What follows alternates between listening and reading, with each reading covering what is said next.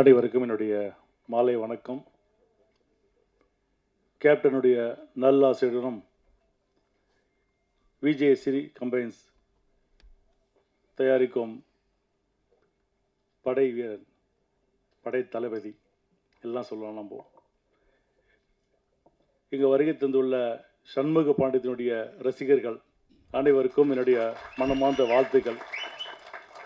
அதே போல் கேப்டனுடைய நண்பர்கள், பத்திரிகை சேர்ந்த மூத்த பத்திரிகையாளர்களுக்கு கேப்டன் சார்பில் என்னுடைய மனமார்ந்த நன்றிகளும் வணக்கம் தெரிவிச்சுக்கிறேன். நான் இந்த படத்தை பொறுத்த வரைக்கும் சண்முக பாண்டியனுக்கு ஒரு ப்ளஸ் இருக்குது. அவர் முதல் நடித்த படம் சகாப்தம், அது வந்து மியூசிக் வந்து யுவன் சங்கர் ராஜா.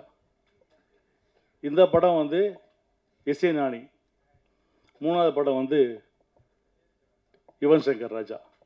மூணு சிறிய நேரத்திலேயே வந்து இளையராஜா குடும்பத்தில் 3 இசையமைப்பாளர்கள் நடித்த ஒரே ஹீரோ சண்முக பாண்டியன் மட்டும்தான், வேறு யாருமே கிடையாது.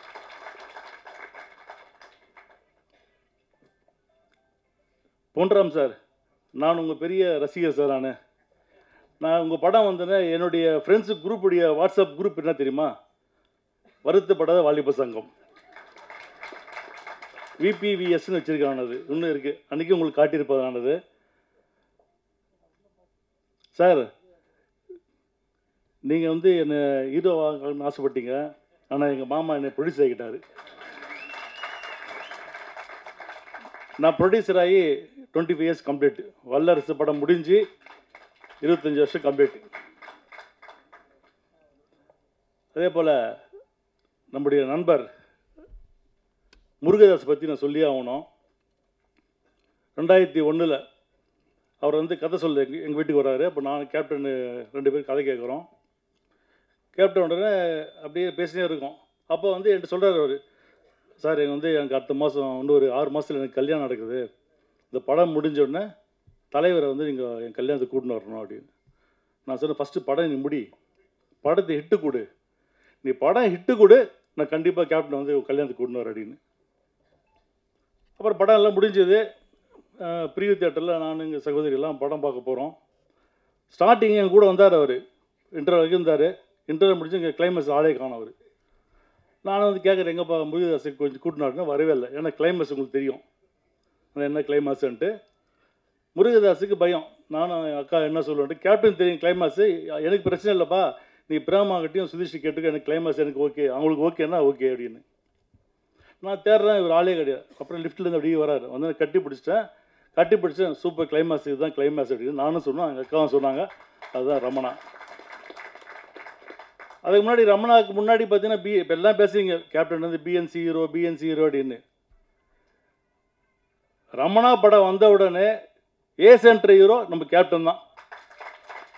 ஏன்னா எனக்கு மெட்ராஸில் நிறைய இந்த நார்த் இந்தியன்ஸ் ஃப்ரெண்ட்ஸ் நிறைய பேர் இருப்பாங்க. அப்போ பார்த்தீங்கன்னா சத்யம் தியேட்டரில் எல்லா படம் டிக்கெட் கேட்பாங்க, நான் வாங்கி கொடுத்துருக்கேன். ரமணா படத்துக்கு கிட்டத்தட்ட ஒரு 50 நாள் டிக்கெட் நான் வாங்கி கொடுத்தேன். மெட்ராஸுக்கு எல்லாம் நார்த் இந்தியன்ஸுக்கு பிடிச்ச ஒரே படம் ரமணா தான். அந்தளவுக்கு அந்த படம் ஓடியது. அதுக்கப்புறம் படம் ஹிட்டாச்சு.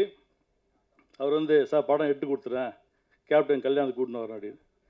கேப்டன் சொன்னார், கல்யாணத்துக்குலாம் போனார் எப்படி பாடினார், இல்லை நம்ம வாக்கு கொடுத்தாச்சு அவருக்கு போகணும் அப்படின்னு. இதுக்கு போகணும், கள்ளக்குறிச்சி அவருடைய திருமணமாவது ஒரு பெரிய மாநாடு அது. அந்த கள்ளக்குறிச்சியில் அவ்வளோ பெரிய மாநாடு. அப்போ கேப்டன் வந்து அவ்வளோ கூட்டம், ரசிகர் அவ்வளோ கூட்டம் அந்த இடத்துல. அப்போ வெளியே நம்முடைய கேப்டனுடைய ரசிக மன்ற சார்பில் ஒரு வெளியே ஒரு ஸ்டேஜ் போட்டிருந்தாங்க. அங்கே போய் சும்மா பேசினார், அரசியல் பேசினார். அங்கே தான் ஆரம்பித்தது தேசிய முற்போக்கு திராவிட கழகம் உங்கள் கல்யாணத்தில். அதனால் கள்ளக்குறிச்சி எப்படியும் கள்ளக்குறிச்சின்னு கூட்டு பண்ணி என்ன 2 வாட்டி அங்கேயே நின்ட்டான்னு. 2009 19 கள்ளக்குறிச்சியில் நிற்க வச்சுட்டீங்க. அதே மாதிரி சசிகுமார் சார் ஞாபகம் பண்ணல தெரியல எனக்கு. 2000 வல்லரசு ஹிட் ஆயிடுச்சு. சார் வந்து இப்போ நரசிம்மா படம் ஷூட்டிங் போய் ப்ராசஸ் இருக்குது. அப்போ சார் வந்து என்னை பார்த்தார். இப்போது ஞாபகம் இருக்குது சார் உங்களுக்கு? அப்போ வந்து ஏதோ படம் பண்ணுறதுக்கு பிளான் பண்ணோம், அது நடக்காமல் போச்சு. ஸோ சசிகுமார் சார் அப்போ வந்து எங்களுக்கு பழக்கம், எங்கள் ஃபேமிலிக்கு நல்ல பழக்கம். விரைவில் வந்து சம்மு வச்சு ஒரு படம் பண்ணுவார், எனக்கு நம்பிக்கை இருக்குது. எனக்கு பண்ணணும் அவர். இப்போ எல்லாமே பேசுங்க யானை சென்டிமெண்ட்டு. கண்டிப்பாக யானைனாக்க வெற்றி தான் அது. விநாயகர் இருக்கார் இல்லையா, கண்டிப்பாக இந்த படம் வெற்றி பெறும். எனக்கு ஒரு சந்தோஷம், சண்முகம் வந்து முதல் என்னுடைய ஹீரோ அவர்.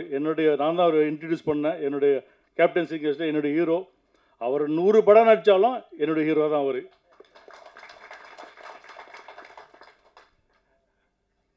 இப்போல்லாம் நாங்கள் வந்திருக்கோம். நான் சுதீஷ் வந்து இப்போ பிரேமலதா வந்து அரசியல் பேசாமல் போவாங்க அப்படின்னு. அரசியல் பேசுவோம், ஆனால் இந்த மேடை கிடையாது, அதுக்கு வேறு மேடை இருக்குது. இந்த இந்த இந்த மேடையை பொறுத்த வரைக்கும் பத்திரிகை நண்பர்கள் அனைவரும் எல்லாம் உங்கள் கையில் தான் இருக்குது. கேப்டனை தூக்கி விட்டுட்டு நீங்கள் தான். அதனால் சண்முக பாண்டிய கேப்டன் இல்லை இன்றைக்கி. இப்போ அந்த மாதிரி சொன்ன மாதிரி தாய் மாமன் அந்த முறையில் நான் பேசுகிறேன். நான் சண்முக பாண்டியனை உங்கள் கையில் நாங்கள் ஒப்படைக்கிறோம். நல்ல இடத்துல அவர் வந்து சேர்க்க வேண்டியது பொறுப்பு என்று கேட்டு,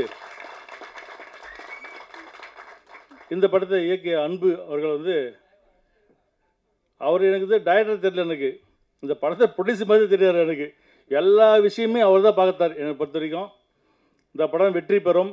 இதே இடத்துல மீண்டும் உங்கள் அனைவரையும், அதாவது சண்முக பாண்டியனுடைய ரசிகர்களையும், தேமுதிகவுடைய தொண்டர்களையும், நம்முடைய பத்திரிகை நண்பர்களையும், சினிமா அனைவரும் சேர்த்து ஒரு மாபெரும் வெள்ளி விழாவை நடத்துவோம் என்று கூறி, மீண்டும் அந்த விழாவில் சந்திப்பேன் என்று கூறி விடைபெறுகிறேன். நன்றி, வணக்கம்.